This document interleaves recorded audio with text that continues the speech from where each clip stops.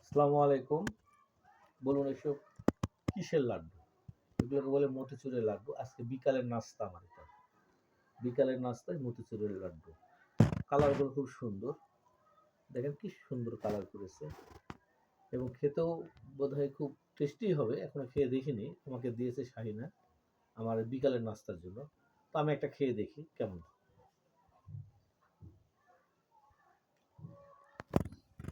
খুব সুন্দর, খুবই সুন্দর।